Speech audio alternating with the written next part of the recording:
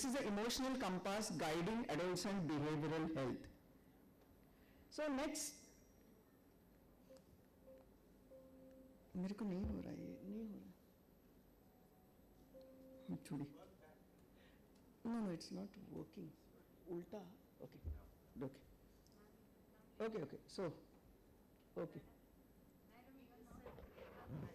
No, there is. Yes, speaker is there.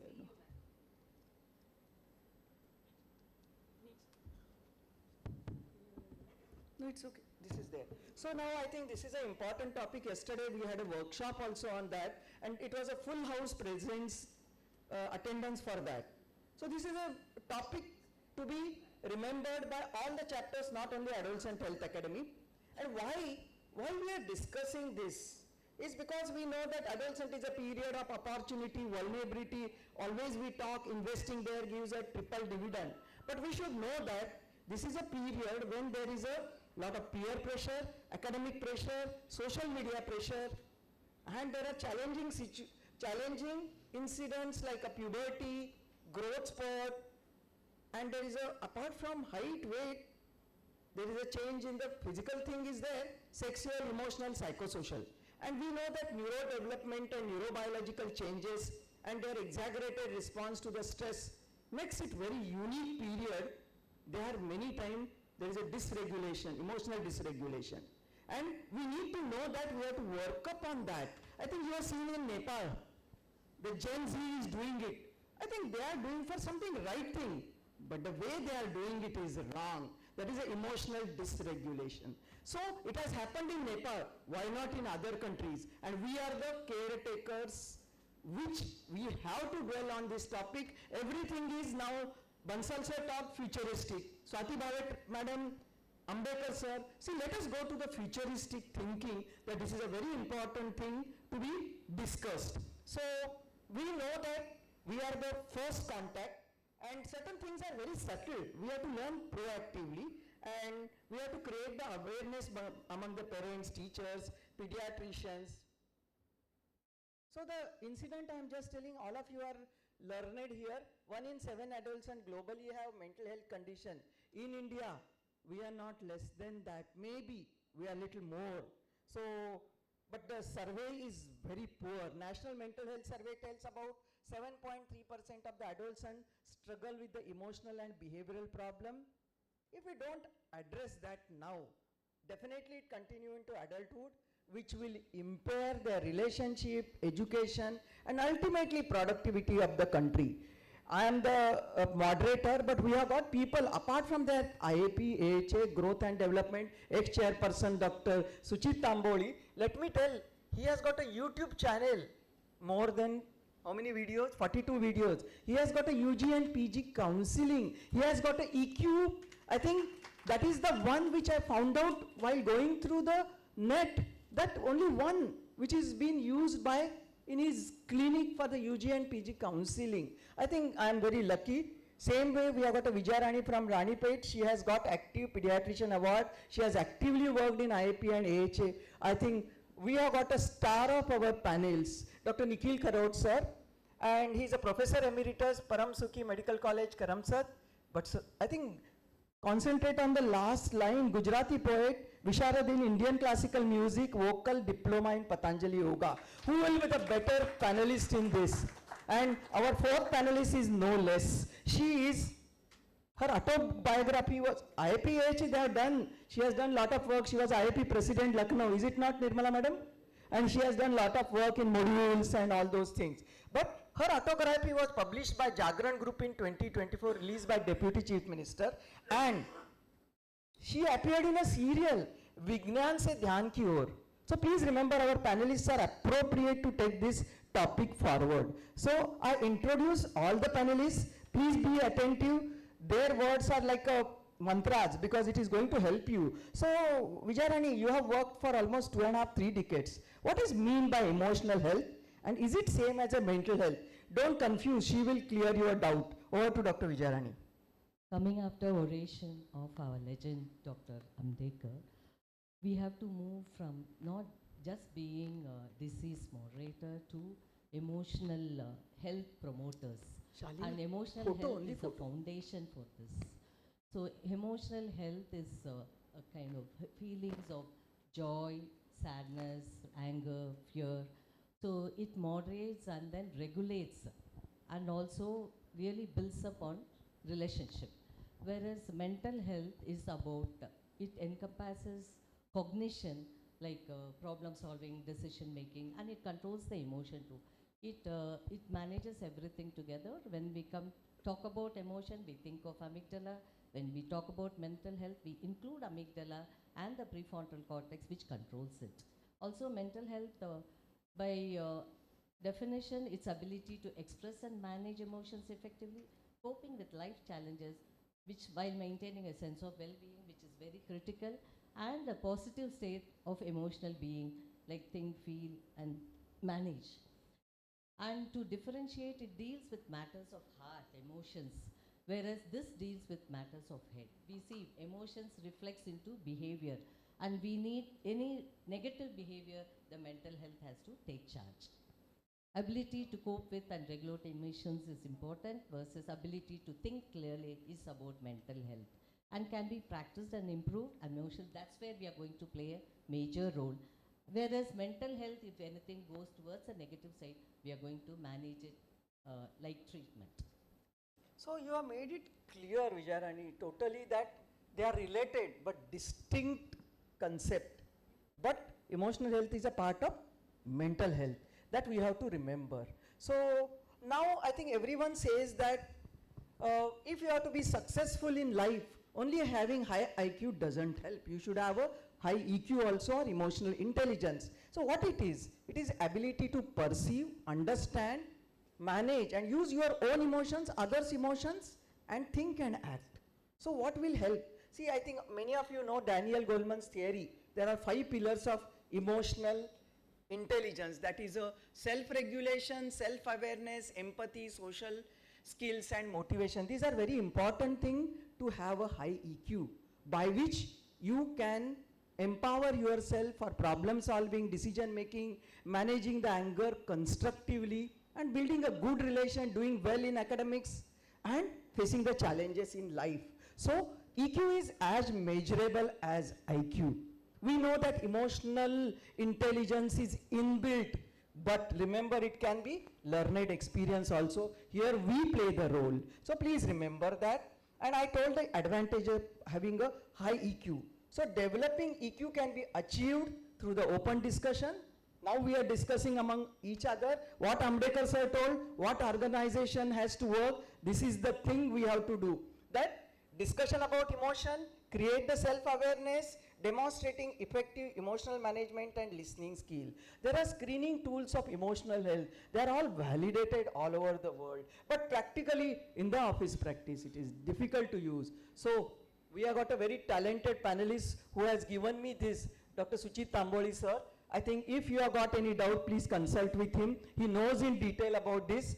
It is developed by Dr. Dalip Singh and Dr. N.K. Chadda. I am very sure many of you are not knowing about that. Harish Pande sir, you know it, sorry sir. But it's not commonly we are using, but it is standardized for the adolescents. But we are not been using that commonly, and we should start it. Now the time has come. I'm not going to go into detail. This is a very good tool for us. Now Nirmala, I think Nirmala ji, you are always in a curricular, extracurricular activities, you are always forward. Can you tell? Now we told about the this thing, our emotional health. Tell me about the behavioral health. What is your view on that? Behavioral health practices the focus on the ways that our thoughts and emotions, they influence the behavioral health. The thoughts and emotions, they both correlate and implement and act just like an behavior, forms a behavior of a person. So behavioral health is a broad term, and it looks at how behavior impacts overall health, physical, emotional and mental. This is very important, the way the behavior is acting, appearing of a person. And it includes the eating, for example, our eating behavior, sleeping behavior, exercise and substance abuse. This also comes in the behavior. and exercise and stress management, how we manage our stress, adherence to the medical advice. And behavioral health covers both prevention and treatment and conditions. These all things are influenced by the behavior, as I mentioned earlier. So the aspect of the behavioral health, the scope is broader. In behavioral health, the scope is broader. It includes the lifestyle behavior that affects the physical as well as the mental well-being. Whereas the mental health is concerned, the scope is narrower. It focuses especially on the psychological and emotional. And the focus in case of behavioral health, the habit, coping mechanisms, actions. For example, as I mentioned earlier, the substance use, sleep, diet, exercise, all these things. And in case of mental health, the focus is on cognitive and emotional processes. For example, mood, thoughts, and pattern of the psychiatric conditions also. Approach. Examples, as I have told earlier, the substance abuse and all that. In case of the approach, in behavioral health, we can approach by preventive and therapeutic way. And in case of mental health, the clinical diagnosis and treatment, therapy, medication, all these things are required. Thank you, Dr. Nirmala and Dr. Vijayarani. You have clarified. Now, sir, you have worked in neurodevelopment, growth and development. I think you are the right person to tell the relation of the neurodevelopment and emotional liability, which is common in the adolescent and behavioral health. Yeah. Thank you, madam. At the outset, I must thank AHA for giving this opportunity. And neurodevelopment is the process by which brain and nervous system grow and organize, while emotional liability is rapid, exaggerated mood changes. And behavioral health is integration of emotion, behavior, and overall mental well-being. So strong interconnection between these three domains, that is neurodevelopment, emotional liability, and behavioral health, is there. And it begins in utero and continues throughout the adolescence. So what are the key processes? We know all that neurogenesis is formation of neurons, synaptogenesis is connection between neurons, myelination is speed of signal transmission, pruning is elimination of unused connection, and we should know sensitive period of emotional regulation as well as actually behavior. What are the risk factors for that? So prematurity, brain injury, neglected trauma, then family mental health, all these are risk factor. While what are the protective factor? Like security, attachment or early intervention, positive parenting or nurturing environment. So these are the protective factors. So brain regions which are involved in disrupted neural networks are prefrontal cortex, which take care of impulse control as well as decision making. Then limbic system or amygdala or hippocampus, where our emotions and memory are taken care of. Then basal ganglia, reward and motivation. Cerebellum, which is concerned with the coordination as well as also linked to the cognition and affect. And the brain's development is crucial for controlling emotions and behavior. So neurodevelopmental disorders such as ADHD or autism spectrum disorder are characterized by alteration in this developing neural network. So that's what we should know about which area, what are the things to be there. So what is the emotional liability? So actually emotional liability is instability of mood and difficulty in regulating effect. So it is common in children, adolescent as well as in neurological disorders like ADHD and ASD. So contributing neurodevelopmental factors are immature prefrontal cortex, hyperreactive amygdala, and delayed maturation of emotion regulation network. These are very important. So impaired neurodevelopment can lead to emotional liability, and which involves difficulty in regulating emotion as well as increased emotional reactivity. And here most important thing to remember is that persistent emotional liability can lead to risk of anxiety, depression, aggression and self-harm. So what is behavioral health? Behavioral health actually encompasses mental health, emotional stability and behavioral pattern. So actually healthy neurodevelopment, when it is there, their adaptive behavior is very commonly seen with them, and impaired neurodevelopment is there, then they are risk for the ADHD, autism spectrum or mood disorder or conduct problem. So this disruption can manifest as either externalizing symptoms like hyperactivity or disruptive behavior, or internalizing symptoms such as depression and anxiety. But here, most important thing to remember is that neurodevelopment provides biological base, while emotional lability acts as clinical marker and behavioral health represents the functional outcome.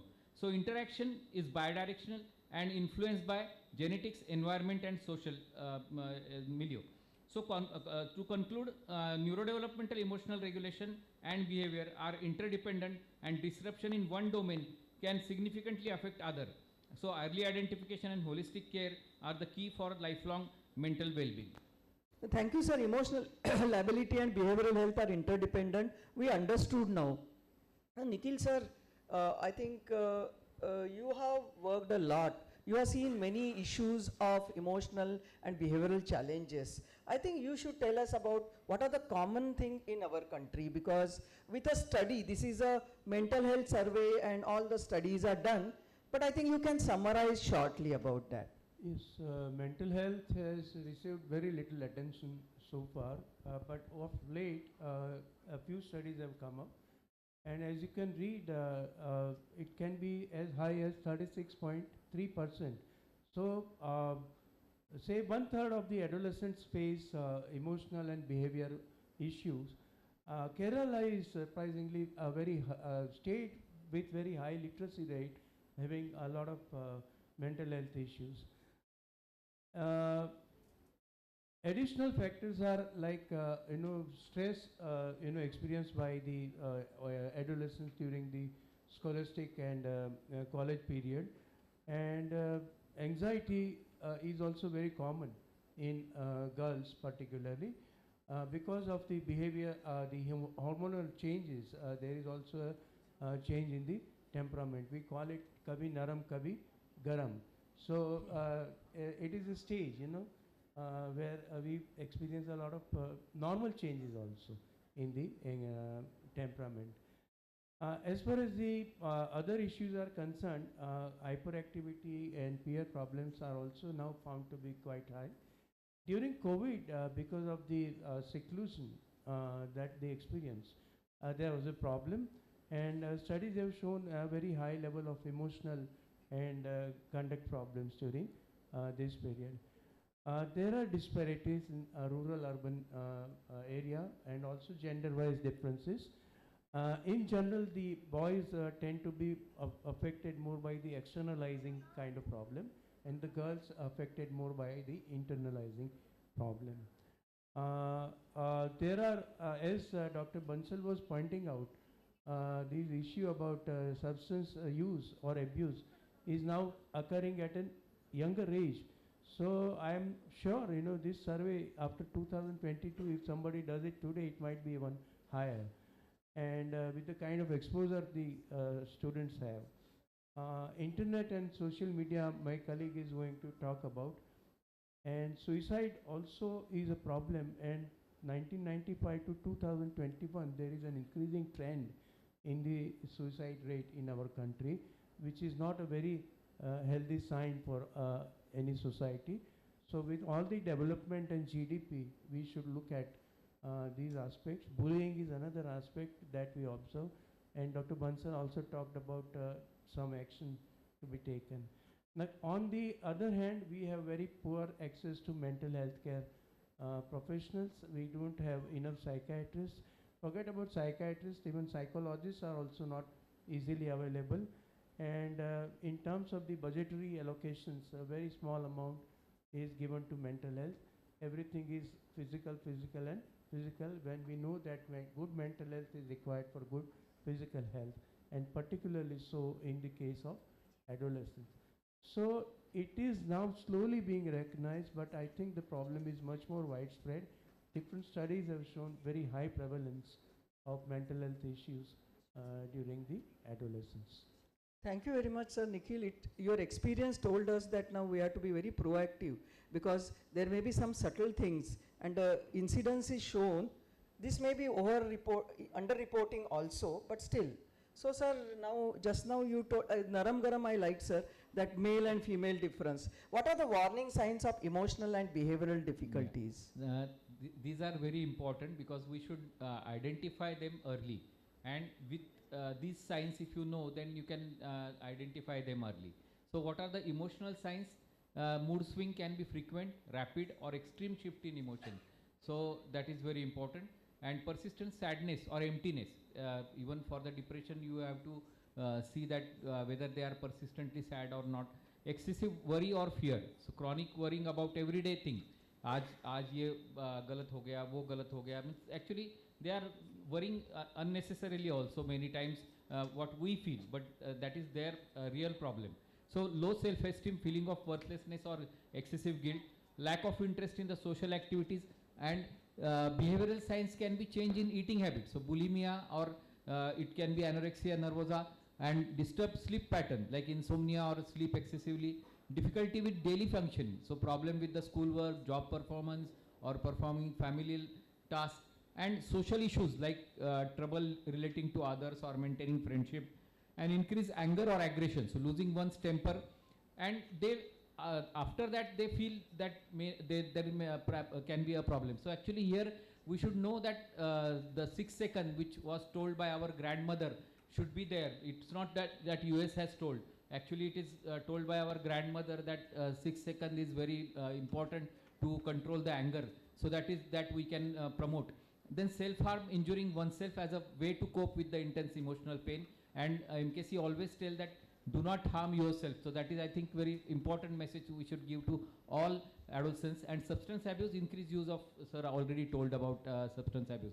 So cognitive and physical signs like confusion or poor concentration. So difficulty in focusing, thinking logically or remembering things. So actually when children came with this complaint, you should do analysis of their intelligence as well as emotional intelligence, so that we can come to know what is the diagnosis. So physical symptoms, unexplained headache or stomachache, and so when to seek help, that is very important.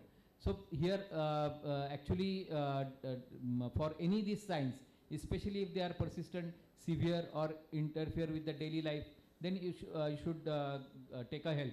Immediate intervention is needed for suicidal thoughts or plans to harm yourself, and early diagnosis and support is very important. So the common behavioral problems which we come across in our OPDs are ODD, ADHD, obsessive compulsive disorder and conduct disorder, and you must identify these problems and start treating by the counseling as well as even required medicine also. Thank you, sir. Emotional, cognitive, behavioral, all signs now we have to detect proactively. And he has enumerated 6 seconds is very good. Yesterday we had a workshop, we discussed, Dr. Shalini was there with us. That is a promotion of the and that is a very good scientific thing. Maybe later on we can discuss, because there is no much time constraint is there. Anybody wants to ask, we can clarify later. How has social media now, I think, Vijayarani, little more precise, how has social media use impacted adolescent emotional well-being positively and negatively? Yesterday we had one workshop about digital things. So it is a burning topic which causes a maximum emotional disturbances. So we are talking about Gen Z. So they are also called digital narratives, and also they are born with the cell phone, and they are anxious population. We must definitely spend our time on this use of social media for their well-being, and emotions are affected by it. Emotion and support of peer connection is very important, and they have actually acclimatized to that. So they have excellent social connection, they get positive feedback, there are a lot of creativity through social media, and also they have identified their own identity. Recognition of self-identity has actually, cell phones have really given them the media. And they have, if you see Instagram, they have lot of new ideas, and they are into a different culture. It's a conglomeration of various cultures globally. And we also see positive side of mental health, and of course negative side which we are worried about, and education awareness is at a different scale. What is the other negative things are the social comparison and self-esteem. Here we have to spend more time and keep talking in schools and various medias about this aspect, and try to overcome this. The other harmful things are cyberbullying, fear of missing out, addiction like behavior. We also, a lot of things we've heard right from the morning about internet addiction disorders, And then sleep disruption, which is going to be a foundation aspect of everyday living, promotion of aggressive behavior, which we are worried about, stealing away the productive time, effect on the body image, etc. And how are we going to mitigate this influence of social media is we have to really teach our parents, and every aspect, whenever adolescents come to you, we have to talk about digital boundaries. We have to have open communication. We have with our adolescents, as well as the parents need to be taught about it. Prioritize face-to-face communication wherever necessity arises, and encourage positive interaction with them. Monitoring and guidance by giving them these skills, digital literacy, and model social media using. We ourselves have to be model and recommend this to parents. Promoting offline hobbies and activities, rules implementation in educational institution, which is already happening, and digital literacy must be part of the academics, seeking professional help whenever needed. Yes. Thank you very much. You have precisely told about everything. Online and offline activity should be balanced. And we know that Gen Z and Gen Alpha are all digital natives. We use for some transaction, they live in the digital things. So now I think we know that men are born in Mars and women are born in Venus. I think Nirmala madam is going to explain how the boys and girls are affected in different way by emotional and behavioral issues, and what is the basis for that. Boys and girls are definitely affected differently. Why? Because of the social, cultural, and the biology, the most important thing. It is different in both of them. So boys are affected more by externalizing behavior, and girls are affected more by internalizing behavior, as all of us know. The next slide, ma'am. As we are seeing here in the chart, the prevalence, boys are because they have externalizing behavior. So ADHD, conduct disorders, oppositional defiant ODD, defiant disorder, these are common in cases of boys. Though these are also common in girls, but more common is anxiety, depression, withdrawal. Girls, they withdraw themselves when are they affected, and they landed up to the low self-esteem. Along with that, body image issues are also more in case of girls as compared to that of the boys. Though it is there with boys also, but it is more in cases of girls. And when we see the peer relationship, जैसे दोस्तों से दोस्ती होती है, friends के साथ में कैसा behave है, तो boys क्या करते हैं कि बहुत बड़े बड़े groups बनाते हैं, they make larger groups, and फिर उसमें क्या होता है, conflicts develop हो जाते हैं, तो वो larger groups की वजह से aggressive behavior होता है, उनका rejection वगैरह they face more as compared to that of the girls. In the case of girls, what happens, they are more likely to display rational aggressive aggression, and they have withdrawn smaller close-knit groups. They have close-knit group, and the relationship conflicts are there. And they are because they are more emotional, and long-lasting conflicts will be there in cases of girls. In the same way, social relationship mein when we come, then because the boys have dominance behavior, so this dominating behavior leads to more physical fights as compared to the girls. And because girls remain usually silent, more of the girls are silent and deep observers, that's why they don't have such type of the behavior. Thank you. Means I think we understood boys have got externalizing behavior and girls have got more internalizing. It is not a rule, but incidence is more. So now I think, see, we talk about the adolescents are having a adolescent tantrum. It is a normal or abnormal. It is a thin margin is there. So you have to, Dr. Nikhil sir, I think you should, how to distinguish between a normal mood changes and mood disorders, because it is very important for us, otherwise we make a mistake. Adolescence is the period of strife and storm. So we are going to experience some normal emotions. The worst thing that you can do is label an adolescent, and therefore it is very important to know the normal things. So if there are occasional tantrums, or some outbursts, they are due to hormonal changes, but generally they are able to cope up with the situation. If they persist, and if they affect the relationship or the the learning process, the normal scholastic performance, all these gets affected, I think we are in for an adolescent with problem. So there are types of mood disorders. It can be from depression on one hand to aggression or bipolar. There is a spectrum, but please remember, one should not label normal mood swings, as mood disorders. So let me come to the features of, features that indicate the mood disorders in my next slide. So if you find a persistent change mood, which is there for more than 2 weeks, or loss of interest in some activities which the adolescent was enjoying previously, any changes in the sleep or normal energy of the adolescents, or change in the appetite, all these things persisting, concentration difficulties, feelings of worthlessness or guilt, some risk indicators like self-injurious or reckless behaviors, sudden taking up to substance abuse, thoughts of suicide or death, which sometimes they also communicate.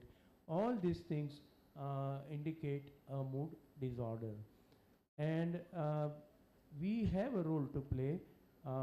The family has a role to play. The school has a role to play, and we should be able to pick up these problems early enough so that we can. So, help Vijarani, them. can you brief about the role of the peer, family? Sir has already started the Yes, topic. yes. A short, in a Yes, few yes, lines, yeah. you tell Just what the is the picture. role of the peer, family, Previous picture, ma'am, that picture itself school. is enough, It yeah. describes everything. Everything. The family connectedness is core. Unconditional love must be promoted by all. And if you see, it also matters, the family structure, when nuclear or joint family, and then there must be warmth in the thing, whether they are single parent. Nowadays we are seeing lot of single parents. Wherever it is, the warmth and trust must be there. Open communication between the parent and the adolescent must be built. That will build resilience. Also, then there is a peer identity which needs to be more positive, and then they have to encourage academics also, but not pressurize. Other thing is the physical activity through sports, but not risky behavior. We must be aware of that, bring a lot of awareness. Schools are ideal places for early intervention, and of course every adolescent visit we need to enforce that. Life skill education, peer support club, counselors can make a lot of difference. And Seher is one project which we can Google and see. They've done excellent study through this project, where they found not the real counselors or the teachers have helped in positive outcome, whereas very ordinary volunteers who were trained, they had brought about lot of differences, which was a 2-year study. That is what I want to say. That ma'am. SARE study, I was also surprised. In Bihar they are doing a study. Asha workers, Anganwadi workers are involved, and it is required in our country to do that. I think we always talk about, is it sports, arts, extracurricular activities, or mindfulness is a topic where Nikhil sir can give almost hours lecture. But does it help for emotional resilience? In short, you should tell us, Dr. Nirmala. Yeah, it is very important to involve these things at mindfulness, art, sports, and extracurricular activities to indulge the mental health well-being. So mindfulness, it controls the emotional control is there, calmness will be there, focus will be there. In behavioral health, it reduces the impulsivity. Nowadays it is very common. छोटी छोटी सी बात में pressure cooker depression type का हो जाता है, झगड़ा होने लगता है, सब कुछ हो। तो माइंडफुलनेस करने से this type of the aggression will go down, and when we do art then creative expression will be needed in primary benefit, but behavior में it improves the self esteem of a child, of a person. In similarly sports में आपका physical fitness and teamwork is there, so it leads to reduced aggression and improves the mood and enhances the discipline. And extracurricular activities, for example social life skill अच्छी हो जाती है, purpose is there and belongings are there. So in behavioral health aspect, what happens? That reduces the extracurricular, it reduces the isolation, risk taking and boosts confidence.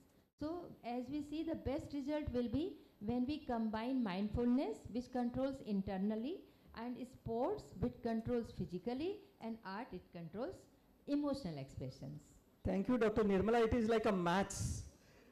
Mindfulness, sports and art, internal control, physical outlet and emotional expression. Excellent. I think we have to remember these things. And sir, I think now you are a lot of in the community work, Dr. Nikhil sir. So you should tell now, we say management, we talk about life skill teaching, anticipatory guidance to improve the emotional health and intelligence. Exactly how we have to do it, you should tell. Yes, WHO has been recommending promotion of life skill education for quite some time. There are 10 skills which are required for everybody, which are listed here. And it is a good idea to introduce this kind of component in all the schools where activities are performed, various kind of activities which can be carried out. The teachers can be trained to conduct this life skill education sessions. I seen wonderful program in Bangalore where teachers were trained to impart life skill education. So this is a good preventive and promotive program which enhances the coping skills of the adolescents, and they are better regulators of their emotions also. In addition, the pediatricians can play a role at one-to-one level by providing anticipatory guidance, which is like an emotional vaccine. I think we sometimes use this term. We give physical vaccines. Here is a vaccine which fortunately does not have any adverse reaction.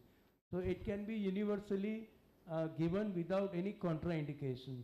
And I think it will be a good idea for every pediatrician to learn basics of mental health and seize the opportunity to anticipate problem and act in advance. Act before fire. This is like acting before fire, and for that we can learn a few good counseling skills and learn all the basics about the normal adolescent development. So everyone has a role to play, but as pediatrician we are in a special situation because organic problems are the ones for which they will come to us and they listen to us more than going to a psychiatrist. There is a stigma. So I think we are privileged in that sense. We better learn how to practice anticipatory guidance. 2 minutes more. I think, sir, I think you have correctly told that, but I think you can summarize your emotional health. What is it? Yes, it is put very nicely on this slide. Emotional health is the core. Basically, if a person can regulate the emotions, the person becomes more effective in day-to-day life. So it is a foundation for good academic, social or personal life and success. I think most of the time we have seen talented individuals going berserk because of unregulated emotions. And life skill give you an ability to cope up with your emotions and effectively communicate with people. I think, sir, neurodevelopmental specialists, early screening, IAP guidelines, everything you have seen. Are you thinking about AHA is a time to think now the adolescents with neurodevelopmental problems are increasing? What are the challenges adolescents are facing with a disability and chronic illness? As the time is short, sir, you have to summarize fast. Yeah, just important is as remission and relapses may lead to extreme swings in behavior, like in nephrotic syndrome. Then absenteeism or learning disability, these children also has to be taken care. The most important part which I feel is that it affects psychosocial development, body image issues and depression as well as cognitive impairment. And another important part is regarding the sexual problems, because we should know that these children are having physical age normal, chronological age normal, but mental age less. So maybe 50 or maybe 35. So that type of mental age, when it is there, you have to give them training about sexuality, because that is very different thing, and physically challenged female child is very difficult for the family. So that's why you have to teach them properly, and using either wheelchairs or brace, or that is a different thing. But important is that they are deprived of positive experiences and adoption of the strategies that lead to impaired overall development, especially behavioral and social adulthood. So adolescent with moderate to severe IDD, that is intelligent deficit, will not have problem for themselves, but they create huge stress for the parents. And that is, we are seeing that day to day life, that all these parents are very stress, and they need to train properly to handle these children. Sir, it is a very much important topic now. AHA, IAP has to start thinking on Yes. this aspect, because we are ignoring this sector. They should have a productive life. So Yes. we have discussed many of the things. Now let me talk about this baffling title of emotional compass. It is a metaphor. Huh? It is a, Samir Shah asked him, why did you give me this? He says, you explain. It is a conceptual tool or application that helps teenagers to identify, understand, label, and regulate their emotions in a structured way. And it is like a physical compass. When you are lost somewhere, it helps. Same way. It is a self-reflection. You understand your emotions, label them, act accordingly. But here we also play a role. It is a very important thing. It improves the self-awareness. They will understand their emotional state and emotional regulations. They will develop a skill. Ups and downs they will understand. They will develop a stronger relationship. It increases well-being and it builds their confidence and resilience. I think Plutchik's this wheel of emotion, I think I don't want to go in detail, all of you. I think you are a neurodevelopmental specialist, right? So, sir's daughter, you know, it is a colorful thing. There are basic 8 emotions are there. I cannot go into detail because they are telling to wind up. There are 8 emotions are there, which I don't want to go into details, but it is like we have to identify these emotion. Emotion is not like one. These all emotion, if it is mixed, like a joy, trust, fear, surprise, sadness, anticipation, anger and disgust, they can combine and have a secondary emotions. From outside the inside, it is intensity increases. Maybe I think you have to read little more because we may not be able to clarify. This is just to sensitize you people that emotional wheel, still we are thinking, and it will help to develop their emotional compass. How are you going to do? Start open communication. Allow them to talk. Don't be judgmental. Give them autonomy. Promote the mindfulness. That is a very important thing. They should know. They should observe and react to their mindfulness is a very important thing, that all of us should be mindful. But how it is helpful, we have to know. We should know the values, purpose, and adults who are the caretakers, they should model the emotional. They should be high with emotional IQ. If the parents are not, they are also not going to have all these things. And utilize the resources like you can have a programs, books, webinars. First, empower the pediatricians, because pediatricians themselves are not aware. This is a compass of emotions, but I think north side is high, south side is low, but I think it is difficult to explain right now in this short time. So, and wherever it is required, don't hesitate to take a professional support. So, this is a very important thing. Our message is to the pediatrician, the things may be subtle. Detect proactively. I know that dengue fever is seasonal, but mental health problem, emotional problems are not seasonal. They are there for 12 months. So please look into that and please use the screening tools. I think there are basic screening tools are enough. We need not have to dwell into the very complicated ones, and normalize mental health conversation, immunization. When you do weight and height, physical immunization, sir already told, emotional immunization to reduce that effect of stress which is a toxic for us. So, Sushma madam, you have suggested us, refer to psychiatrists, we will not forget when it is required to be in case of suicidal ideation, psychotic symptoms and severe substance abuse. These are some of the screening tools. So, we remember this very well. So, I want now, we are at the end.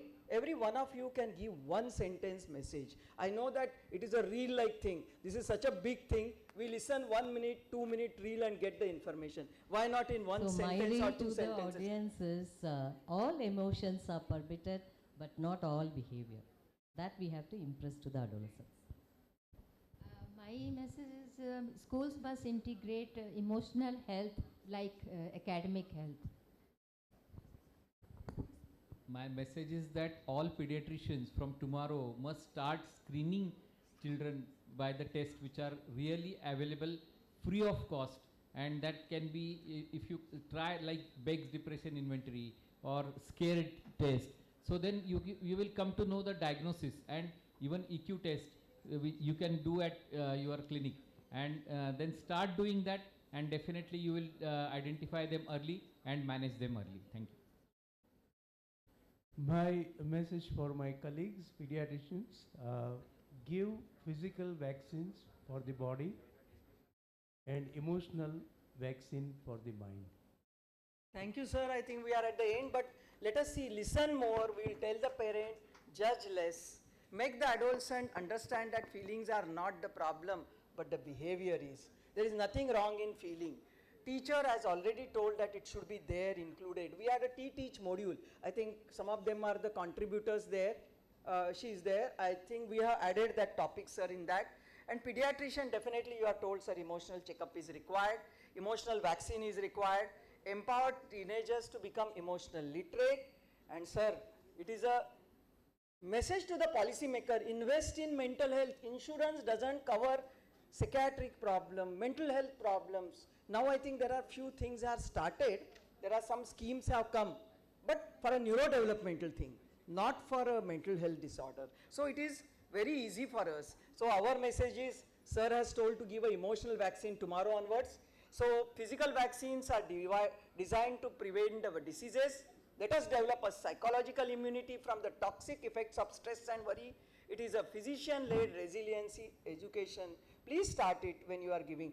We pediatricians are very expert. Some of us have our practice only vaccinology, including me. So 1/3 practice or maybe more than that we do vaccinology. So why not that? That will pave the way for brighter future where mental health is prioritized, no stigma. Open talk, label, and there should not be a stigma. They should not feel that I should not express my feelings.